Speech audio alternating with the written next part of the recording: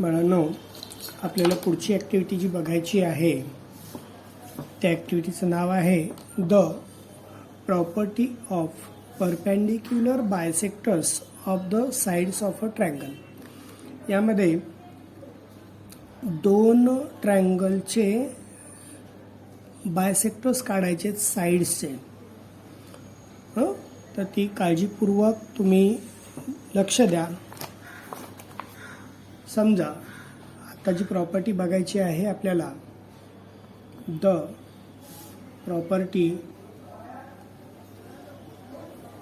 Of perpendicular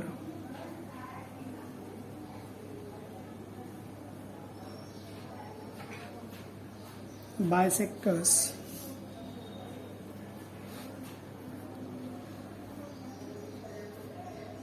of the sides of a triangle. आता आपल्याला दोन ट्रायंगल बघायचे आहेत. सुरुवातीला समजा हा जो एक ट्रायंगल XYZ हा एक ऑब्ट्यूस अँगल ट्रायंगल बघूया, आणि दुसरा जो आहे तो ट्रायंगल XYZ हा ॲक्यूट अँगल ट्रायंगल बघूया. आपण एकेकाची प्रॉपर्टी चेक करू आणि त्यातून आपल्याला जो निष्कर्ष आहे तो मिळवायचा आहे. बघूया आपण एक एक करून. सुरुवातीला आम्ही XYZ हा जो ॲक्यूट अँगल ट्रायंगल आहे तो काढतो. सपोज मी हा पॉईंट X घेतला,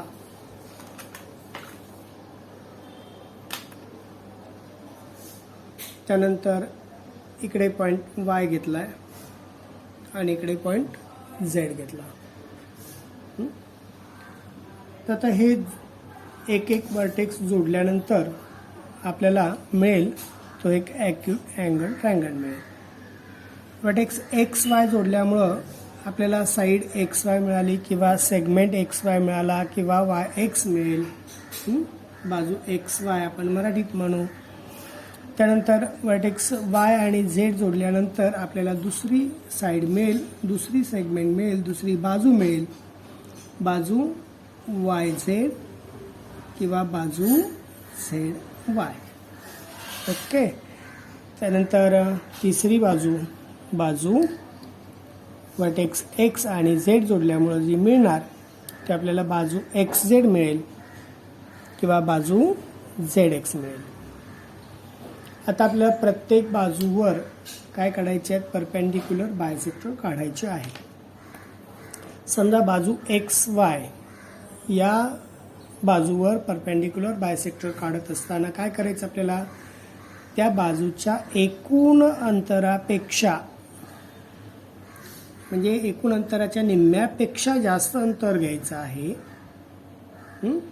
एकूण अंतरला थोडंसं कमी, अर्ध्यापेक्षा जास्त अंतर, आणि त्या बाजूच्या ज्या बाजूवर आपल्याला चाप घ्यायचे आहेत, परपेंडिक्युलर बायसेक्टर काढायचा आहे, त्याच्या दोन्ही बाजूला चाप घ्यायचे आहेत. लोखंडी टोक हललं नाही पाहिजे, ही खबरदारी घ्यायची आहे. आता बाजू XY वर मी काढतोय, मग X वर लोखंडी टोक ठेवून हे चाप काढले, तर आता मला काय करावं लागेल? Y या शिरोबिंदूवर लोखंडी टोक ठेवून ते चाप, त्या चापाला छेदतील असे दुसरे चाप आपल्याला ठरवावे लागतील. दोन्ही बाजूला. समजा इथे मी नाव दिलं, या पॉइंटला A नाव दिलं आणि या पॉइंटला नाव दिलं B. तर आता AB जर जोडला आपण तर तो काय होणार? या बाजू XY चा परपेंडिक्युलर बायसेक्टर मिळाला. काळजीपूर्वक जोडा.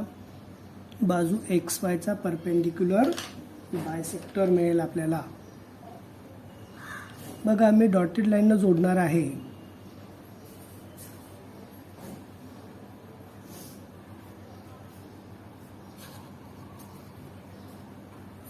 दोन्ही बाजूला बाण दाखवा. हा झाला परपेंडिक्युलर बायसेक्टर बाजू एक्स वायचा.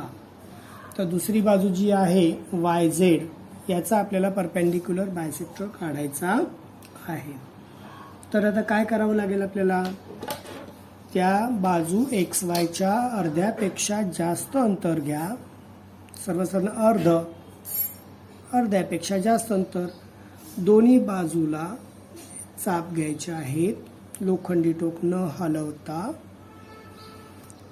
ज्या बाजूवर चाप काढायच्या ते एका शिरोबिंदूवर ठेवला. मी बाजू एक्स वाय वर काढायचं म्हणून वाय वर लोखंडी टोक ठेवलं.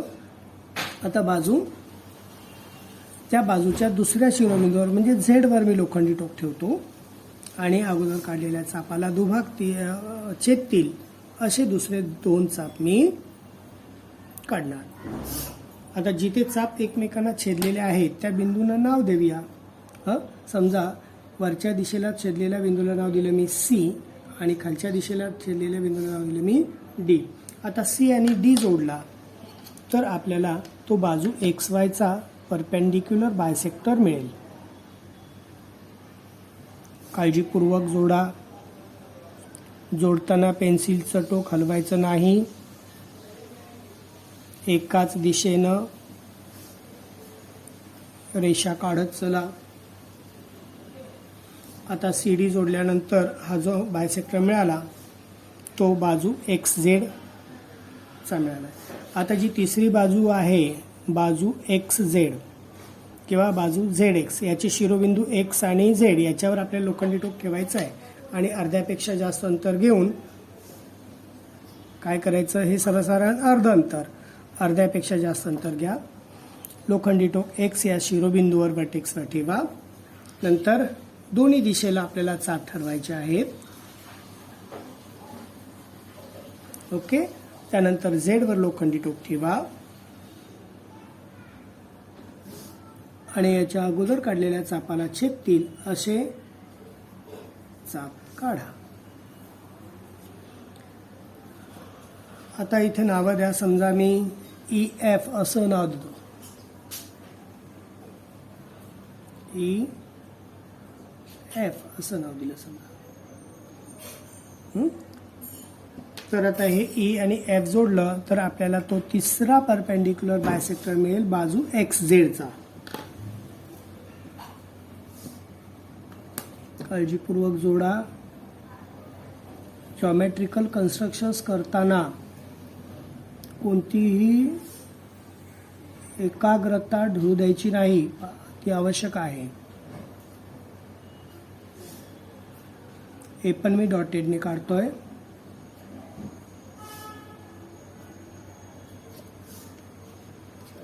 दोन्ही बाजूला बाण दाखवा. आता या ट्रँगल एक्स वाय झेडचे काय मिळालेले आहेत आपल्याला, ॲक्यूट अँगल ट्रँगलचे बायसेक्टर मिळालेले आहेत. आता हे तुम्हाला लक्षात येईल की हा जो बिंदू आहे एकत्र तो इथे मिळालेला आहे, हे लक्षात ठेवा. आता ऑप्टिस ट्रँगल काढल्यानंतर मग आपण त्या आकृतीकडे आणि दोन्ही आकृतींची आपण तुलना करू. हा जो कॉन्ग्रुएंट मिळाला आहे आणि तो अंतर्भागात मिळाला. आता आपल्याला दुसरा एक ट्रँगल बघायचा आहे. तो पण एक्स वाय झेडच आहे, पण तो ऑप्टिस अँगल ट्रँगल बघूया. सपोज मी इथे पॉइंट एक्स घेतला, इथे पॉइंट मी वाय घेतला आणि इथे पॉइंट मी झेड घेतला. तर आता हे पॉइंट जोडत असताना मी एक्स आणि वाय हे 2 शिरोबिंदू जर जोडले तर आपल्याला सेगमेंट एक्स वाय मिळेल किंवा बाजू एक्स वाय मिळेल किंवा बाजू वाय एक्स अशी पण आपण उच्चार करू शकतो. त्यानंतर बाजू वाय झेड काढूया.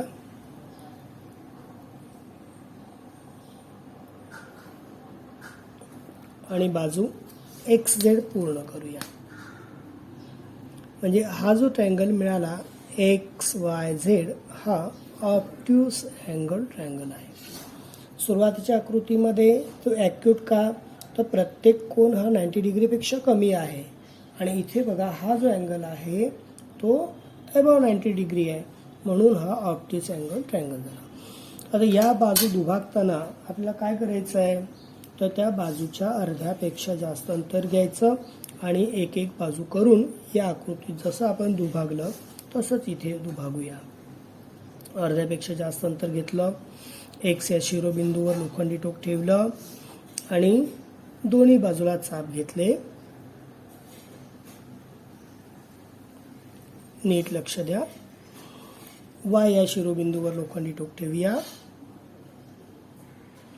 सुरुवातीच्या काढलेल्या चापाला दुभागतील, छेदतील असे दुसरे दोन चाप ठरवा. त्या बिंदूंना नाव द्या. समजा इथं मी नाव दिलं ए आणि इकडं नाव दिलं मी बी. तर ए आणि बी जोडूया. डॉटेड लाईनने जोडतो. तो बाजू एक्स वाय चा काय आला, परपेंडिक्युलर बायसेक्टर आला. बाजू एक्स वाय चा परपेंडिक्युलर बायसेक्टर आला.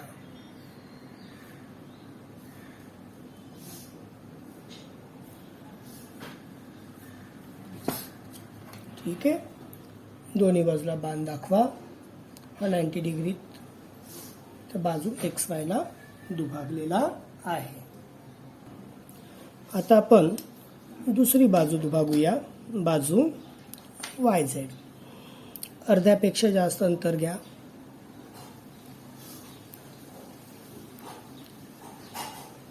वाय वर लोखंडी टोक ठेवा. दोन्ही बाजूला चाप घ्या.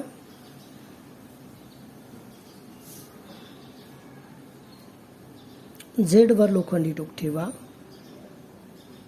त्या चापाला छेदतील असे दुसरे दोन चाप ठरवा. त्या बिंदूंना मी नाव देतो बिंदू सी आणि इकडे बिंदू डी. हे दोन्ही सी आणि डी जोडा. तो बाजू वाय झेडचा काय असेल, परपेंडिक्युलर बायसेक्टर असेल.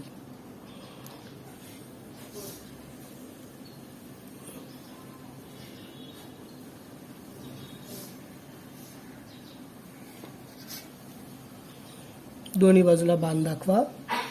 आता बाजू तिसरी राहिली एक्स झेडचा आपण परपेंडिक्युलर बायसेक्टर काढूया. अर्ध्यापेक्षा जास्त अंतर घेतलं. एक्स या शिरोबिंदूवर लोखंडी टोक ठेवलं. दोन्ही बाजूला चाप काढले.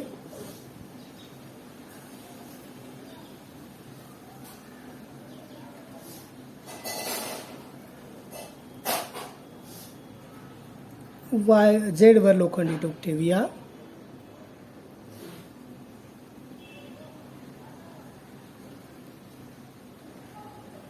त्यांना छेदणारे दोन चाप काढा. इथं मी नाव देतो ई आणि एफ. ई आणि एफ जोडूया.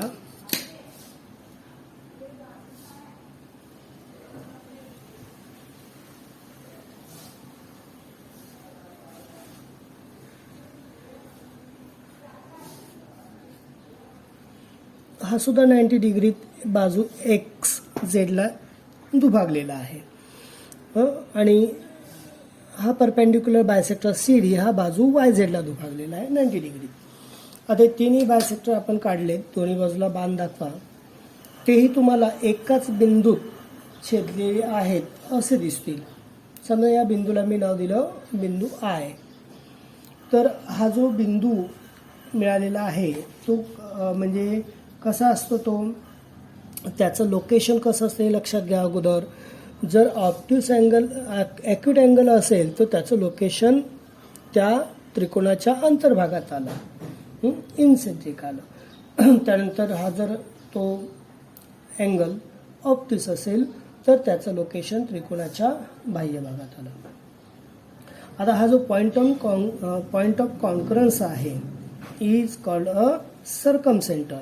म्हणजे हा जो पॉइंट आहे हा या शिरोबिंदूपासून समान अंतरावर आहे, सर्कम सेंटरमध्ये आहे तो. म्हणजे समजा एक्स आय हे जे अंतर आपण मोजलं की जेवढं अंतराचा तो त्या एक्स या शिरोबिंदूपासून जेवढ्या अंतरावर तो आलेला आहे तेवढ्याच अंतरावर वाय पासून आलेला आहे बघा.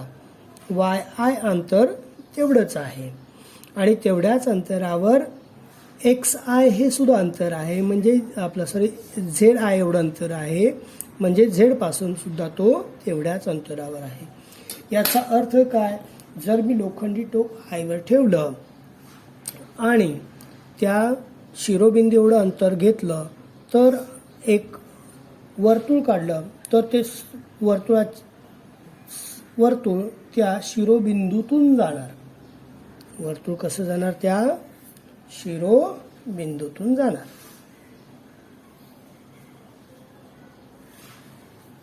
कळलं? म्हणजे हा जो पॉइंट आहे हा सर्कम सेंटर आहे. म्हणजे कोणत्याही त्रिकोणाचं शिरोबिंदूतून वर्तुळ काढायचं असेल तर आपल्याला बाजू दुभागायच्यात. हे सेम अगदी ॲक्यूट अँगलमध्ये पण आहे बघा. जे पॉइंट ऑफ कॉन्क्रुएंट म्हणतात त्याला, तो जो आय आहे हा प्रत्येक शिरोबिंदूवरून समान अंतरावर आहे. जसे एक्स आय हे अंतर जे आहे हेच अंतर वाय आय आहे आणि हेच अंतर वाय झेड आहे. याचा अर्थ मी जर लोखंडी टोक या बिंदूवर ठेवलं एक आणि जर शिरोबिंदू एवढं अंतर घेतलं तर आपल्याला जे वर्तुळ निघेल हे वर्तुळ त्या शिरोबिंदूतून जाणार. कळलं? या ठिकाणी लक्षात ठेवा, the angle bisector of a triangle are concurrent. म्हणजे हा कॉन्क्रुएंट कुठला, आय पॉइंट आय आहे. The point of concurrence is called a incentre, म्हणजे शिरोबिंदूपासून तो समान अंतरावर आहे.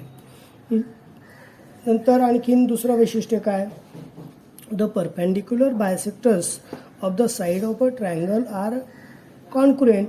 There point of concurrence is called a सर्कमसेंटर.